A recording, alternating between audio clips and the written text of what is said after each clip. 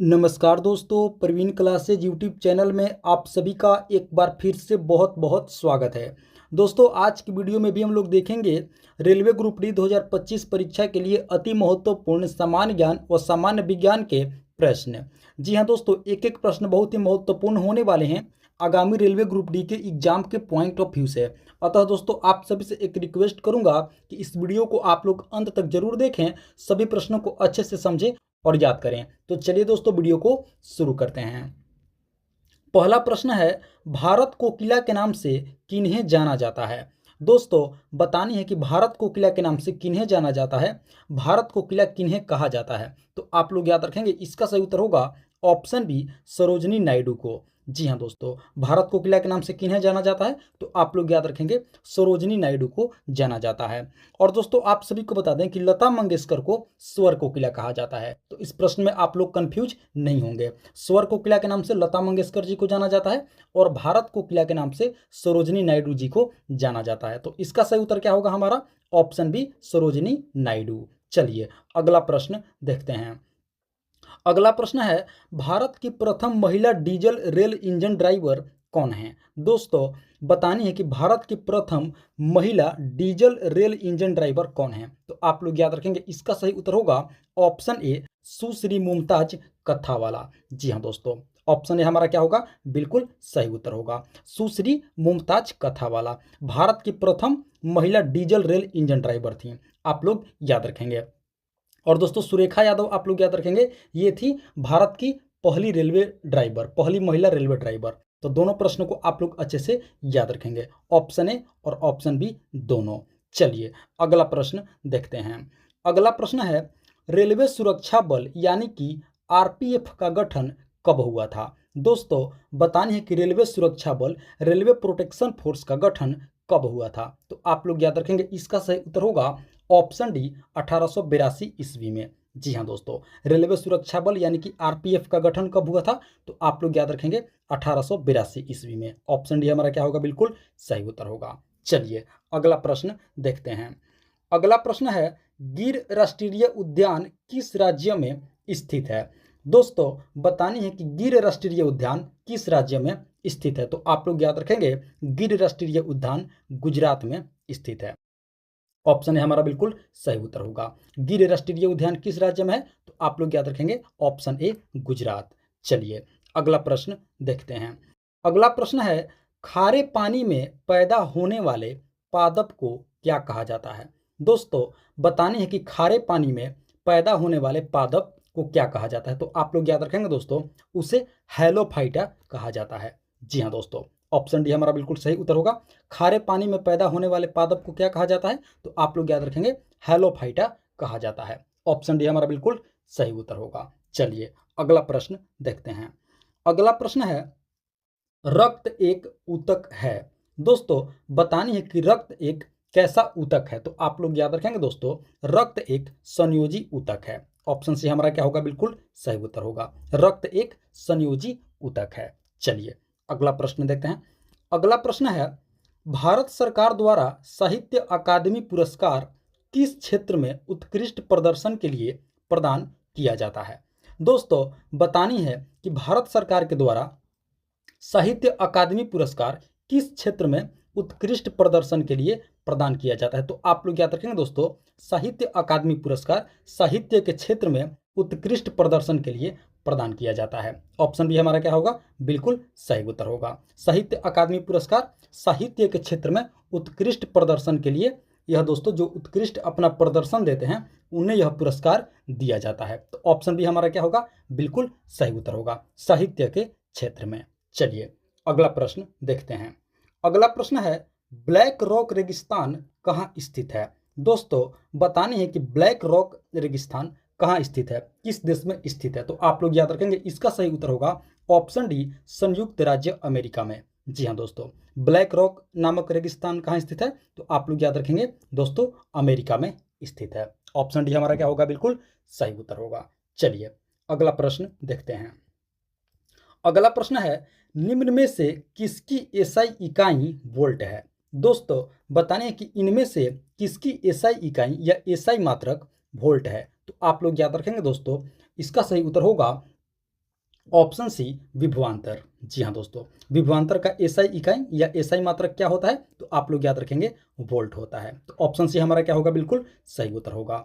विभवांतर हमारा right answer होगा, सही उत्तर होगा। विभवांतर की एसआई इकाई क्या होती है? तो आप लोग याद रखेंगे वोल्ट। चलिए अगला प्रश्न देखते हैं। अगला प्रश्न है, किस प्रकार की तरंगे चमगादड़ को उनकी रास्तों में आने वाली बाधाओं का पता लगाने में मदद करती है? दोस्तों बतानी है कि किस प्रकार की तरंगे चमगादड़ को उनकी रास्तों में आने वाली बाधाओं का, रुकावट का पता लगाने में मदद करती है। तो आप लोग याद रखेंगे इसका सही उत्तर होगा ऑप्शन डी पराश्रव्य तरंगे। जी हाँ दोस्तों, ऑप्शन डी हमारा क्या होगा? बिल्कुल सही उत्तर होगा। पराश्रव्य तरंगे चमगादड़ को उनकी रास्तों में आने वाली बाधाओं का पता लगाने में मदद करती है। ऑप्शन डी हमारा बिल्कुल राइट आंसर होगा, सही उत्तर होगा। आप सभी को दोस्तों बता दें कि 20,000 हर्ट्ज से ऊपर की तरंगों को पराश्रव्य तरंगे कहा जाता है। यह भी आप लोग याद रखेंगे, 20,000 हर्ट्ज से ऊपर की तरंगों को। दोस्तों पराश्रव्य तरंगों को कुत्ता, बिल्ली, चमगादड़ आदि सुन सकते हैं। ये भी आप लोग याद रखेंगे। इस तरंग को कौन सुन सकते हैं? तो कुत्ता, बिल्ली, चमगादड़। दोस्तों पराश्रव्य तरंगों को मनुष्य के कान के द्वारा नहीं सुना जा सकता है, यानी कि इस तरंग को हम लोग नहीं सुन सकते हैं। आप लोग याद रखेंगे 20,000 हर्ट्ज से ऊपर की तरंगों को क्या कहा जाता है? पराश्रव्य तरंगे कहा जाता है। तो ऑप्शन डी हमारा क्या होगा? बिल्कुल सही उत्तर होगा। चलिए अगला प्रश्न देखते हैं। अगला प्रश्न है, मिड डे मील योजना प्रारंभ करने वाला देश का पहला राज्य कौन सा है? दोस्तों बतानी है कि मिड डे मील योजना प्रारंभ करने वाला देश का पहला राज्य कौन है? तो आप लोग याद रखेंगे दोस्तों ऑप्शन बी तमिलनाडु। जी हाँ दोस्तों, मिड डे मील योजना प्रारंभ करने वाला देश का पहला राज्य कौन सा है? तो आप लोग याद रखेंगे तमिलनाडु। सन 1995 में दोस्तों मिड डे मील की तमिलनाडु ने 1995 में शुरुआत की थी। किस योजना की? तो आप लोग याद रखेंगे मिड डे मील योजना। ऑप्शन बी हमारा बिल्कुल सही उत्तर होगा। मिड डे मील योजना प्रारंभ करने वाला देश का पहला राज्य है तमिलनाडु। ऑप्शन बी आप लोग याद रखेंगे, सही उत्तर होगा। चलिए अगला प्रश्न देखते हैं। अगला प्रश्न है, एंजिल जलप्रपात कहाँ स्थित है? दोस्तों बतानी है कि एंजिल जलप्रपात वाटरफॉल कहाँ स्थित है? तो आप लोग याद रखेंगे इसका सही उत्तर होगा ऑप्शन ए वेनेजुएला में। जी हाँ दोस्तों, एंजिल जलप्रपात वाटरफॉल कहाँ स्थित है? तो आप लोग याद रखेंगे वेनेजुएला में। आप सभी को दोस्तों बता दें कि एंजिल विश्व का सबसे ऊंचा जलप्रपात है। ये भी आप लोग याद रखेंगे, विश्व का सबसे ऊंचा जलप्रपात है। कहाँ स्थित है? तो वेनेजुएला में स्थित है। आप सभी को दोस्तों बता दें कि इसकी ऊंचाई 979 मीटर है। आप लोग याद रखेंगे कितनी है? 979 मीटर। इसी के साथ दोस्तों एंजिल जलप्रपात विश्व का सबसे ऊंचा जलप्रपात है। किस देश में स्थित है? तो आप लोग याद रखेंगे वेनेजुएला में।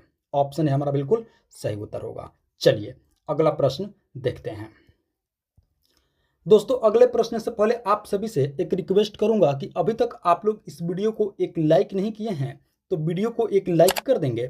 साथ ही साथ प्रवीण क्लासेज यूट्यूब चैनल पर आप लोग पहली बार विजिट किए हैं तो दोस्तों इस चैनल को आप लोग जरूर सब्सक्राइब कर लेंगे इसी तरह का महत्वपूर्ण प्रश्नावली वीडियो प्रतिदिन देखने के लिए।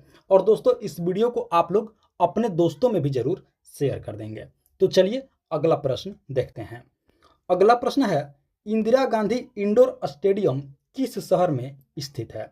दोस्तों बतानी है कि इंदिरा गांधी इंडोर स्टेडियम किस शहर में स्थित है? तो आप लोग याद रखेंगे इसका सही उत्तर होगा ऑप्शन ए नई दिल्ली में स्थित है।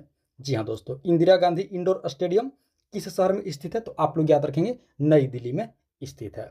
चलिए अगला प्रश्न देखते हैं। अगला प्रश्न है, एग्जाम वॉरियर्स पुस्तक निम्नलिखित में से किस व्यक्ति द्वारा लिखी गई है? दोस्तों बतानी है कि एग्जाम वॉरियर्स पुस्तक निम्नलिखित में से किस व्यक्ति के द्वारा लिखी गई है? तो आप लोग याद रखेंगे दोस्तों ऑप्शन सी नरेंद्र मोदी के द्वारा। जी हाँ दोस्तों, नरेंद्र मोदी के द्वारा एग्जाम वॉरियर्स पुस्तक लिखी गई है। एग्जाम वॉरियर्स पुस्तक के लेखक कौन है? तो आप लोग याद रखेंगे नरेंद्र मोदी। ऑप्शन सी हमारा बिल्कुल सही उत्तर होगा। चलिए अगला प्रश्न देखते हैं। अगला प्रश्न है, मनुष्य के पाचन तंत्र में उत्सर्जित अम्ल कौन सा होता है? दोस्तों बतानी है कि मनुष्य के पाचन तंत्र में उत्सर्जित होने वाला अम्ल कौन सा है? तो आप लोग याद रखेंगे दोस्तों इसका सही उत्तर होगा ऑप्शन डी हाइड्रोक्लोरिक अम्ल यानी कि HCl। जी हाँ दोस्तों, HCl हमारे पाचन तंत्र में उत्सर्जित होने वाला अम्ल है। हाइड्रोक्लोरिक अम्ल आप लोग याद रखेंगे HCl। चलिए अगले प्रश्न की ओर बढ़ते हैं।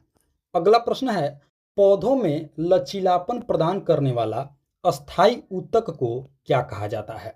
दोस्तों बतानी है कि पौधों में जो लचीलापन होता है, तो उस लचीलापन को प्रदान करने वाला अस्थायी ऊतक को क्या कहा जाता है? तो आप लोग याद रखेंगे दोस्तों, उस अस्थायी ऊतक को कॉलेनकाइमा कहा जाता है। क्या कहा जाता है? तो आप लोग याद रखेंगे ऑप्शन डी हमारा बिल्कुल सही उत्तर होगा। पौधों में लचीलापन प्रदान करने वाला अस्थायी ऊतक को कॉलेनकाइमा कहा जाता है। ऑप्शन डी आप लोग याद रखेंगे हमारा बिल्कुल सही उत्तर होगा दोस्तों। चलिए अगले प्रश्न की ओर बढ़ते हैं। अगला प्रश्न है, सीएनजी का मुख्य घटक क्या है?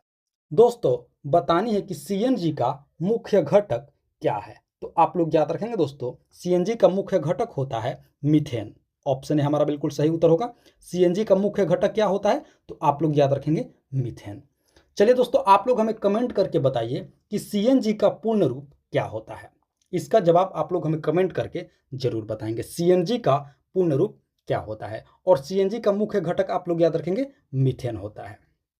ऑप्शन है हमारा बिल्कुल सही उत्तर होगा। चलिए अगला प्रश्न देखते हैं। अगला प्रश्न है, डायलिसिस की प्रक्रिया किससे संबंधित है? दोस्तों बतानी है कि डायलिसिस की प्रक्रिया किससे संबंधित है? तो आप लोग याद रखेंगे दोस्तों, डायलिसिस की प्रक्रिया गुर्दा से संबंधित है। ऑप्शन सी हमारा बिल्कुल सही उत्तर होगा। डायलिसिस की प्रक्रिया गुर्दा यानी कि किडनी से संबंधित है। आप सभी को दोस्तों बता दें कि गुर्दा यानी कि किडनी खराब होने पर डायलिसिस के प्रक्रिया द्वारा क्या किया जाता है? रक्त को साफ किया जाता है। जिन व्यक्ति का दोस्तों किडनी खराब हो जाती है, तो उस व्यक्ति में दोस्तों डायलिसिस के माध्यम से उसके रक्त को साफ किया जाता है। तो इसका सही उत्तर क्या होगा? ऑप्शन सी गुर्दा। आप लोग याद रखेंगे डायलिसिस की प्रक्रिया किससे संबंधित है? तो आप लोग याद रखेंगे गुर्दा से यानी कि किडनी से। चलिए अगले प्रश्न की ओर बढ़ते हैं। अगला प्रश्न है, एशियाई विकास बैंक यानी कि एडीबी, एशियन डेवलपमेंट बैंक का मुख्यालय किस देश में स्थित है? दोस्तों बतानी है कि एशियाई विकास बैंक का मुख्यालय हेडक्वार्टर किस देश में स्थित है? तो आप लोग याद रखेंगे इसका सही उत्तर होगा ऑप्शन डी, फिलीपींस में स्थित है। जी हाँ दोस्तों, एशियाई विकास बैंक यानी कि एशियन डेवलपमेंट बैंक का हेडक्वार्टर किस देश में स्थित है? तो आप लोग याद रखेंगे फिलीपींस में। फिलीपींस की राजधानी मनीला में है, ये भी आप लोग याद रखेंगे। एडीबी का मुख्यालय कहाँ है? तो आप लोग याद रखेंगे फिलीपींस की राजधानी मनीला में स्थित है। किस देश में? तो फिलीपींस में। ऑप्शन डी हमारा क्या होगा? बिल्कुल सही उत्तर होगा। चलिए अगले प्रश्न की ओर बढ़ते हैं। अगला प्रश्न है, भारत का सबसे बड़ा रेलवे यार्ड किस राज्य में स्थित है? दोस्तों बतानी है कि भारत का सबसे बड़ा रेलवे यार्ड किस राज्य में स्थित है? तो आप लोग याद रखेंगे उत्तर प्रदेश राज्य में स्थित है। ऑप्शन है हमारा बिल्कुल सही उत्तर होगा। भारत का सबसे बड़ा railway yard Pandit Deendayal Upadhyay railway yard है दोस्तों, जो उत्तर प्रदेश राज्य में स्थित है। आप लोग याद रखेंगे भारत का सबसे बड़ा रेलवे यार्ड पंडित दीनदयाल उपाध्याय, जो उत्तर प्रदेश राज्य में स्थित है, जिसे दोस्तों प्राचीन नाम से जाना जाता था मुगल सराय। ये भी आप लोग याद रखेंगे, प्राचीन नाम क्या था? मुगल सराय। और अब किस नाम से जाना जाता है? तो आप लोग याद रखेंगे पंडित दीनदयाल उपाध्याय, भारत का सबसे बड़ा रेलवे यार्ड। चलिए अगला प्रश्न देखते हैं। अगला प्रश्न है, भारत की सर्वप्रथम बिजली से चलने वाली रेलगाड़ी का क्या नाम है? दोस्तों बतानी है कि भारत की सर्वप्रथम बिजली से चलने वाली यानी कि इलेक्ट्रिसिटी से चलने वाली ट्रेन का क्या नाम है? तो दोस्तों आप लोग याद रखेंगे इसका सही उत्तर होगा डेक्कन क्वीन। जी हाँ दोस्तों, ऑप्शन डी हमारा बिल्कुल सही उत्तर होगा। भारत की सर्वप्रथम बिजली से चलने वाली रेलगाड़ी थी डेक्कन क्वीन। ऑप्शन डी हमारा बिल्कुल सही उत्तर होगा। चलिए अगला प्रश्न देखते हैं। अगला प्रश्न है, ग्लूकोमा रोग शरीर के किस अंग को प्रभावित करता है? दोस्तों बतानी है कि ग्लूकोमा रोग हमारे शरीर के किस अंग को इफेक्ट करता है, प्रभावित करता है? तो आप लोग याद रखेंगे दोस्तों, ग्लूकोमा रोग आंख को प्रभावित करता है। ऑप्शन सी हमारा क्या होगा? बिल्कुल सही उत्तर होगा। ग्लूकोमा रोग हमारे शरीर के आंख को प्रभावित करता है। ऑप्शन सी हमारा बिल्कुल राइट आंसर होगा, सही उत्तर होगा। चलिए अगला प्रश्न देखते हैं। अगला प्रश्न है, यांगयाप दर्रा किस राज्य में स्थित है?